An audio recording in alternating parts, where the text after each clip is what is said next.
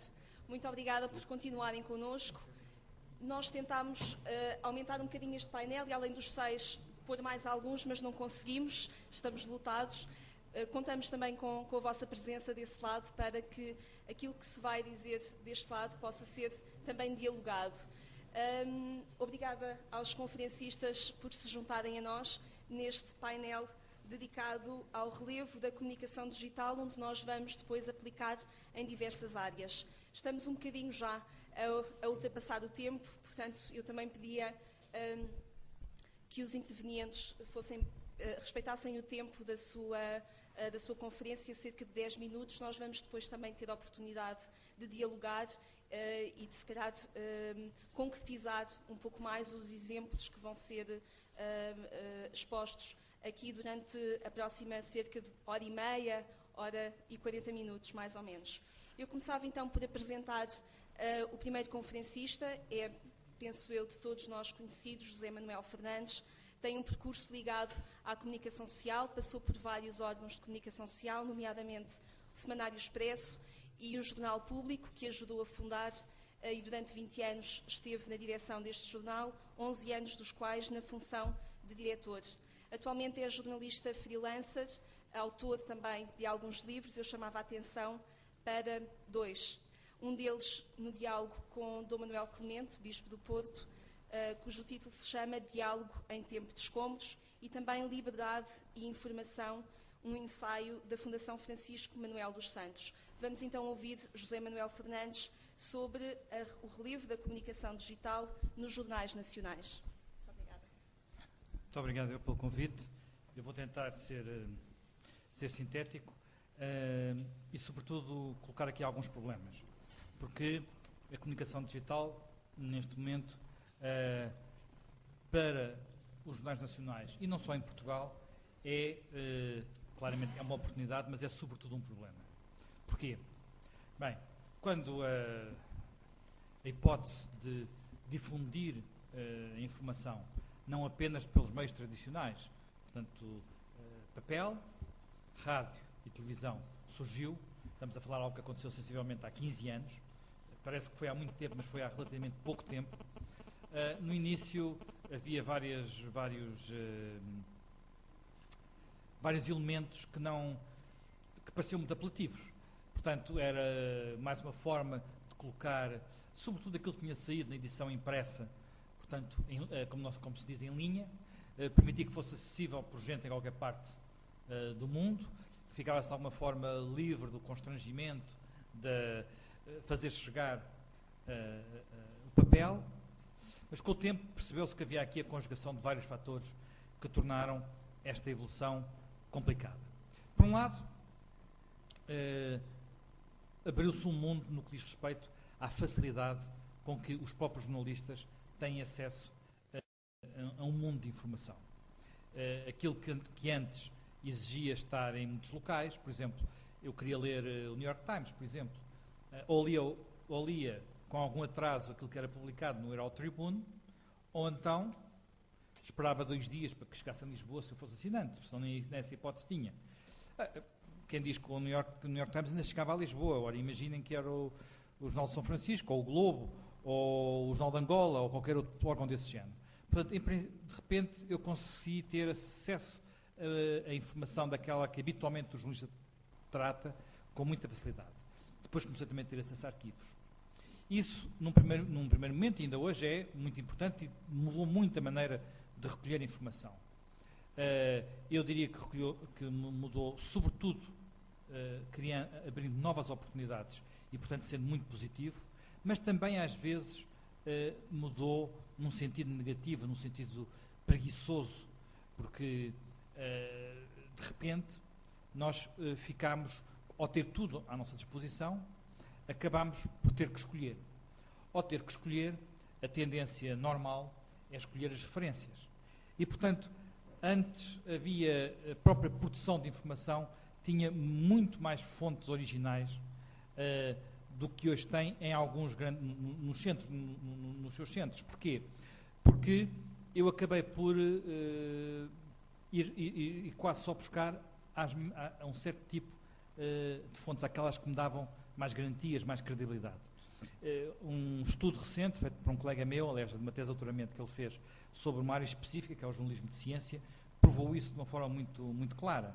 Antes da internet, o jornalismo de ciência que se fazia tinha alguma referência com as publicações científicas, mas depois relacionava-se muito com a comunidade científica da área dos grandes jornais. Com a internet, houve uma mudança de paradigma. Em que sentido? De repente, toda a gente começou a publicar no mesmo dia aquilo que 2 ou 3 revistas internacionais, não é as da Primeira Liga, é as que estão por cima ainda da Primeira Liga, não é? Portanto, Science, a Nature, sobretudo estas duas, publicavam. E, de vez em quando, ainda faziam uma pergunta aos cientistas locais, mas, em média, a informação local, a informação diversificada, diminuiu na grande imprensa e subiu a publicação referenciada pela Science e pela Nature. Isto é um pau de 2 bicos. Por um lado, a qualidade científica da informação aumentou, porque a seleção feita por essas revistas é mais rigorosa do que era feita antes pelos jornalistas nos vários órgãos de informação. Mas, por outro lado, a diversidade diminuiu. Portanto, este balanço nem sempre é positivo. E eu acho que isto aconteceu um pouco em todas as áreas de informação. E aquilo que muitas vezes se ganha na possibilidade de chegar perto das fontes originais, perde-se às vezes em alguma diversidade. Isto agrava-se quando, por falta de meios ou por preguiça, acaba por se nem sequer beneficiar da possibilidade de ter mais qualidade, e então perde-se as duas coisas, qualidade e diversidade. E porquê é que isto se pode agravar? Pode-se agravar porque, ao mesmo tempo que há que eu agora falei sobretudo daquilo que é a produção de informação no tempo digital, dei apenas uma pequena nota, ao mesmo tempo que isto sucedeu, a forma como o público passou a aceder à informação também mudou. E os primeiros órgãos de informação a entrarem claramente em crise foram os grandes jornais. E, sobretudo, em todo o mundo desenvolvido. Portanto, em todos os locais onde os jornais tinham penetrações importantes. E os números são impressionantes. Verdadeiramente impressionantes. A circulação dos grandes jornais, na maior parte, em todos os países desenvolvidos, está a cair praticamente não diria há 20 anos, mas praticamente há 20 anos, pelo menos seguramente nos últimos 10 anos. E não é apenas a sua circulação que cai também, por exemplo, as suas receitas publicitárias. Nos Estados Unidos, nos últimos 10 anos, por exemplo, 90% das receitas publicitárias dos chamados anúncios classificados desapareceram dos jornais. E isto era, para muitos norte-americanos, a principal fonte de receita. Em Portugal também já está a acontecer. Se vocês repararem no Jornal como Diário de Notícias, se recordarem o que era a sua receita de anúncios classificados, pelo menos vem um número de páginas de anúncios classificados há 10 anos e vão ver quantos têm hoje, não há nenhuma relação. Isto aconteceu por vários motivos. Porque, de facto, a imprensa tinha conseguido adaptar-se à chegada da rádio. A imprensa é a mais antiga de todas, a imprensa moderna tem mais ou menos 2 séculos, e tinha conseguido há 70 anos adaptar-se à chegada da rádio, mas teve tempo para se adaptar à chegada da rádio. A rádio entrou devagarinho, por assim dizer. Primeiro não tinha só informação, tinha informação assim espaçada, depois os aparelhos custavam muito dinheiro ao princípio. Por exemplo, não tenho dados para Portugal, mas os dados para os Estados Unidos indicam que entre as primeiras emissões de rádio e uma cobertura de 95% da população com aparelhos de rádio, passaram 70 anos. 70 anos. Quando chegou a televisão, o processo foi mais rápido, o apelo da televisão também maior, a ideia de que nós estamos a ver, estamos lá, a ideia do direto causou também muito impacto, se provocou muitas restaurações e muitos jornais que fecharam. Fez também desaparecer, por exemplo, os vespertinos começaram a desaparecer, os jornais da tarde começaram a desaparecer um pouco por todo lado. Mesmo assim, a televisão, até chegar a toda a população, levou 50 anos. A internet levou 7. A internet, até chegar a 95% da população nos Estados Unidos, levou 7 anos. Ora, 7 anos é um instante, é nada. Em 7 anos nem nos apercebemos que o mundo está a mudar. Quer dizer, quando ele já mudou, quando a gente de repente viu os leitores fugirem, já mudou, já acabou, já está toda a gente com a internet. E nós ainda estamos a começar a perceber como é que vamos tentar aproveitar este novo canal. Porque a tentação é muito grande, quer dizer, para a imprensa diária, o apelo dos meios digitais é fantástico. A imprensa diária não conseguia utilizar som, não conseguia utilizar imagem, agora pode pôr vídeos, agora pode pôr sons, agora pode pôr, antes tinha que pôr uma fotografia, agora pode pôr várias, antes fazia umas infografias, uns desenhos muito simples, agora pode pôr infografias animadas, antes tinha que se esperar 24 horas para atualizar as notícias, agora pode atualizar ao segundo, portanto, pode competir com a televisão e com a rádio, de alguma forma, pelo menos como fonte primária de informação. E nós sabemos, por exemplo, em Portugal, que, como fonte primária de informação, os sites digitais, os sites da imprensa dos jornais, ainda são mais eficazes, ainda são líderes. É uma situação relativamente rara. Na maior parte do mundo, os sites das televisões, sobretudo as televisões, estão à frente dos sites dos jornais. Em Portugal, talvez pelo atraso das televisões a entrar nestas plataformas, a verdade é que os dois primeiros jornais nacionais são desportivos, é a Bola e o Record, e logo a seguir vem o Público, e a primeira televisão aparece um bocado lá para baixo. Portanto, essa vantagem que há, e as pessoas não vão ao Público, nem vão à Bola, para jogarem o Sudoku, vão lá para saberem as últimas notícias. Mesmo as últimas, quer dizer, aquilo que acabou de acontecer, no caso da Bola, então isso é evidente. Já marcaram um golo, não marcaram um golo, aquilo está lá, não é preciso ter o rádio ligado, eu não preciso ter um transistor, posso ter no canto do meu ecrã que estou a trabalhar uma coisinha, e quando for o golo aquilo aparece lá um pop-up e tal, olha, já marcou o Benfica, ou já marcou o Porto. Esta vez marcou mais o Benfica que o Porto, mas enfim, pronto.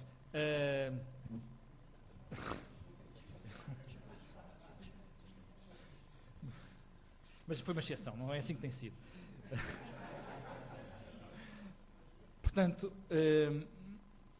isso é muito apelativo e para quem produz informação também muito interessante, porque de repente dá outra estamina, outra adrenalina para nós produzirmos isso.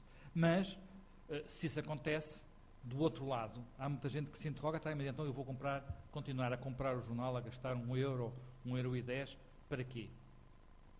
E aquilo que começou a acontecer foi que as circulações começaram a baixar muito depressa, mesmo muito depressa.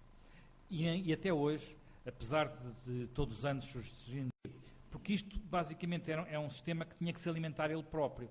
Eu oferecia coisas para manter a circulação alta, ao manter a circulação alta conseguia publicidade, ao ter publicidade pagava o custo das ofertas. Com a crise de 2008, a publicidade foi por aí abaixo. E de repente, o New York Times tinha um edifício novo para inaugurar em Nova Iorque, e quando se mudou para ele em 2008 ficou com 1/3 dos andares. Os outros 2/3 colocou no mercado e os jornalistas ficaram um bocado ao colo uns dos outros. Pronto. É evidente que eu preferia estar ao colo lá do que ao colo em Lisboa, mas pronto, porque apesar de tudo o espaço é maior e mais apelativo. Mas ficaram literalmente, quer dizer, eu tinha uma pessoa com quem de vez em quando tinha reuniões, que em 2007 estava entusiasmadíssima para ter um gabinete com vista para o Hudson, e outra vez estive com ela, partilhava uma secretária a meias com outra pessoa no meio de uma sala com muita gente. E tinha que ser assim, ela estava contente porque apesar de tudo ainda estava no New York Times, não tinha feito parte dos que tinham saído. Portanto, aquilo que hoje é realmente complicado, e mais do que complicado, perigoso, nomeadamente para a própria saúde da democracia, é saber como é que nós vamos conseguir continuar a encontrar formas, já que as pessoas compram menos papel. Ao comprarem menos papel, também há menos anúncios, não só porque as pessoas compram menos, mas porque os anunciantes, por um lado, estão a anunciar menos e, por outro lado, estão a anunciar noutros suportes. E, portanto, há, de repente, menos dinheiro nesta indústria. Ao haver menos dinheiro, muitas empresas estão a entrar umas já em crise, já em déficit, outras a caminho disso. Ao fazer isso, de uma forma geral, estão a despedir pessoas, ou a dispensar pessoas, ou a reformar pessoas. As relações estão mais pequenas. A tensão para produzir informação aumenta. é qualidade naturalmente recente. E uma das coisas que se ressente imediatamente é a capacidade de produzir informação própria, por exemplo, de produzir jornalismo de investigação. Ora, aquilo que, mesmo nos tempos áureos da televisão, mesmo nos tempos áureos da rádio, sempre distinguiu a imprensa escrita, é que esta era, por natureza, aquela que conseguia produzir mais, não só jornalismo de investigação, jornalismo capaz de cumprir o papel de watchdog que deve ter a imprensa, mas também um jornalismo de reflexão mais profundo, com outro tipo de elementos. É evidente que se consegue continuar a fazer muitas dessas coisas utilizando a plataforma digital, em alguns casos até colocando à disposição das pessoas elementos ainda mais profundos do que aqueles que antes era possível publicar no espaço limitado de um jornal. A grande dificuldade é que há menos pessoas, ou há tendencialmente menos pessoas, a fazer o trabalho decisivo, que é o trabalho de mediador. Portanto, o trabalho de tentar encontrar aquilo que é importante no meio desta enorme floresta de informação que está à nossa disposição. Porque nós, e todos seguramente já fizeram isso, querem saber alguma coisa, é muito fácil. Abre-se a página do Google, digita-se uma palavra e aparecem 2 milhões de respostas. O problema é saber desses 2 milhões, quer dizer, quantas pessoas passaram da terceira página desses 2 milhões de respostas? Quantas pessoas passam da primeira página? E será que o que é importante e que a boa resposta e a significativa está nessas primeiras 10, 15 entradas do Google? Muitas vezes não está, até porque essas entradas algumas delas muitas vezes são pagas. Quer dizer, há fórmulas de... Pagas há mecanismos para ela virem cá para cima. Às vezes mecanismos que as próprias pessoas podem gerar. Eu tenho um amigo que uma vez conseguiu pôr no topo do Google o aniversário da filha, porque através de um mecanismo que fazia aquilo replicar e tal, portanto aquilo enganou o motor de busca do Google. Portanto, há muita gente que pode fazer isso para colocar lá informações erradas, mas por outro lado, vocês sabem que às vezes com algumas buscas aparecem mesmo coisas patrocinadas na primeira linha. Portanto, isto são um conjunto de mecanismos que torpedeiam a forma normal de prestar informação.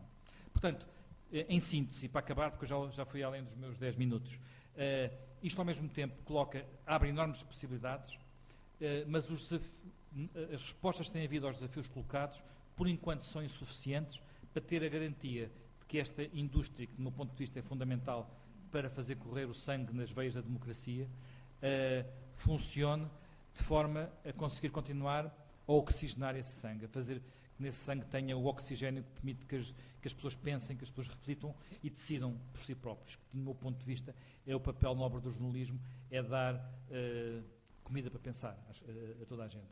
Muito obrigado.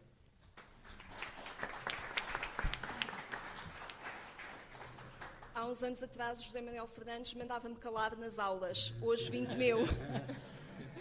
Mas só por agora. Só por agora. Seguimos em frente com o Francisco Teotónio Pereira, que é atualmente responsável pela direção multimédia e novos negócios da RTP. No seu percurso tem também uma pós-graduação em Finanças pela Universidade Católica e Gestão de Marketing no IPAM. Vamos então ouvi-lo.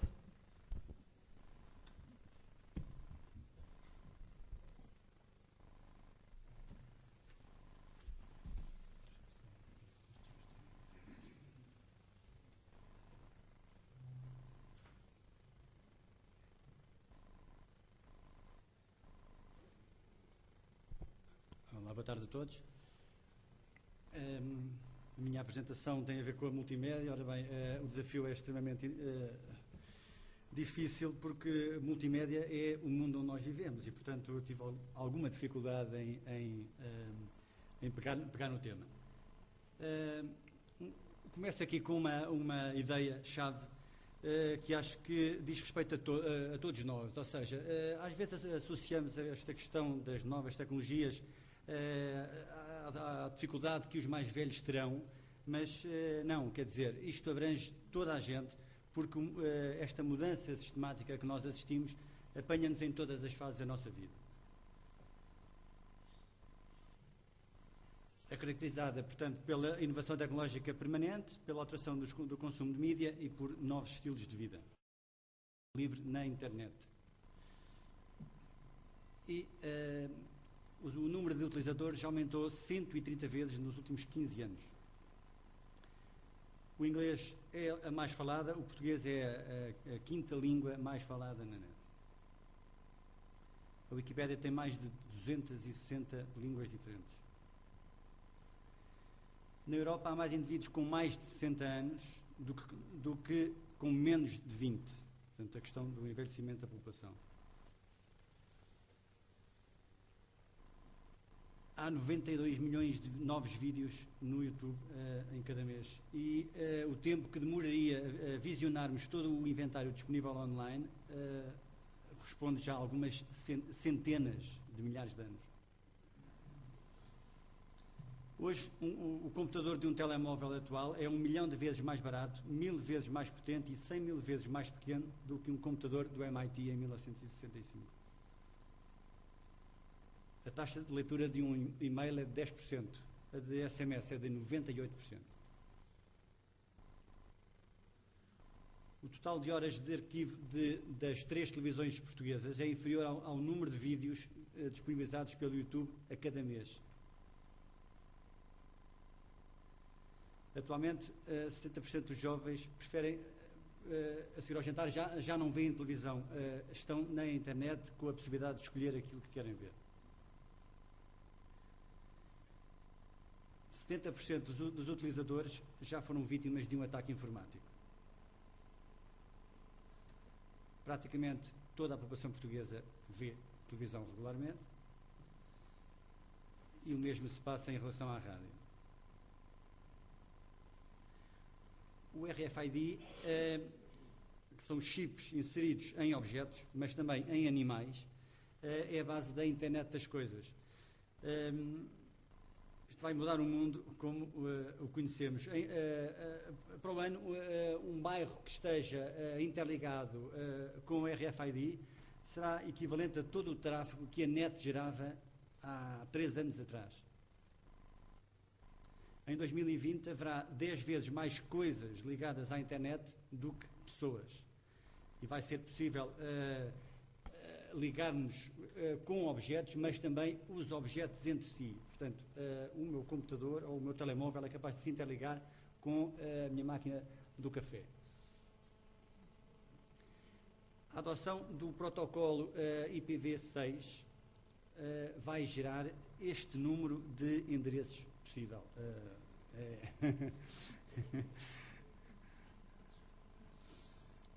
80% dos telespectadores fazem zapping entre 10 a 12 canais, independentemente do número da oferta disponível. E em relação aos sites de notícias, 60% opta entre 2 a 5 sites de notícias. 80% das profissões do século XXI ainda não foram inventadas. E basta ver quem é que aqui há 5 anos atrás poderia imaginar que gestor de redes sociais era uma função tão vital como é hoje para as empresas. Nos primeiros anos, a internet aumentava a cada 5 anos. Nos últimos 4, a cada 18 meses. Quando entraram as redes sociais, a internet dobra em semanas. Isto gerou uma explosão de conteúdos. 98% dos conteúdos existentes no mundo já nasceram em formato digital, ou seja, todo o acervo da humanidade, livros, fotografias, filmes, partituras, tudo isso representa hoje 2% da informação que existe disponível. Isto gerou a multiplicação de suportes. Nunca houve tantos ecrãs como agora. Numa nova estética. Nunca houve tantas pessoas a produzir conteúdos como agora. Isso gerou uma nova estética e se basta olharmos para as fotografias que hoje se tiram, antigamente em cada grupo havia sempre aquela pessoa que tirava as fotografias, que sabia, tinha algumas noções de enquadramento, da regra dos terços, enfim, alguns conceitos que vêm da Renascença. Hoje não. Hoje qualquer pessoa tira a fotografia sem conhecer esses princípios e isso, de facto, tem gerado, pela quantidade disponível, uma nova estética. e novas narrativas. Nunca se partilharam tantas experiências como agora. Um exemplo é esta aplicação Instagram, que em 9 meses recebeu mais de 150 milhões de fotografias. Estamos a falar de 15 fotografias em cada segundo. A mídia social é constituída por tribos online que se organizam em comunidades virtuais que constituem redes sociais cujas relações são baseadas na reciprocidade, nos laços sociais e na reputação social. Esta é a base das redes sociais. Aqui um pequeno exemplo para referir, fala-se muito do Facebook, é verdade, é um êxito, mas é extraordinário percebermos que este sucesso que é o Facebook na net, com mais de 800 milhões de utilizadores, gerou, e está aqui, peço desculpa, está aí um dado errado, gerou de receitas, em 2010, 1,2 mil milhões de dólares. Ou seja, o maior sucesso da net não está provado que tenha possibilidade de resistir sem ser com a injeção de capitais que tem vindo a ter neste momento e que o avaliam já em 100 mil milhões. Mas o que faturou de facto foi 1,2 mil milhões. O consumo social da televisão, a televisão consome-se em casa, em família, no café, entre amigos e agora nas redes sociais. As pessoas têm necessidade de partilhar aquilo que estão a ver e de comentar aquilo que estão a ver. 40% dos acessos às redes sociais já é efetuada através de um dispositivo móvel. Isto leva-nos para o facto de hoje vivemos num mercado da atenção. Há 15 anos, a edição domingo do New York Times continha a mesma quantidade de informação a que um homem do século XVIII era exposto ao longo de toda a sua vida. Hoje, produzimos tantos conteúdos em 2 dias, como todos aqueles que foram produzidos pela humanidade até 2003. Hoje consumimos 12 horas de informação por dia, o que equivale a 100 mil palavras. O cérebro humano tem capacidade para reter o equivalente a 5 terabytes. Portanto, nós, se fôssemos uma pendrive, éramos uma pendrive com 5 teras. E reparem, só o tráfego hoje gerado na net corresponde a 28 exabytes. É o equivalente a 5 mil milhões de cérebros humanos. O digital e a explosão de conteúdos, nomeadamente os conteúdos gerados pelo utilizador, conduziram ao fim dos monopólios. Nomeadamente, a informação deixou de ser feita exclusivamente pelos jornalistas, o YouTube destornou a televisão e a música veio abalar, nomeadamente, o negócio. O negócio foi todo destruturado. Hoje estamos, em termos de consumo de mídia diário, nós consumimos à volta de 10 horas por dia. Isto significa que este tempo é comprimido, ou seja, fazemos várias coisas ao mesmo tempo. Nomeadamente estão aqui alguns exemplos: 1h30 ao computador, 1h50 a enviar SMS, 3h30 a ver televisão, 2h40 a ouvir rádio, etc. O número médio de leitores de jornais foi 281.058 no primeiro semestre deste ano. Nos Estados Unidos esse número ainda é de 48 milhões. O José Manuel Fernandes falou disto e sabe disto muito mais do que eu, mas de facto o digital o que provocou foi quanto mais notícias iguais. Portanto, não houve um alargamento de espectro de oferta. Foi muito baseado no fator tempo e isso fez com que a diferenciação não existisse. Eu penso que o jornalismo está condenado a voltar à rua e apostar na produção própria. As notícias de facto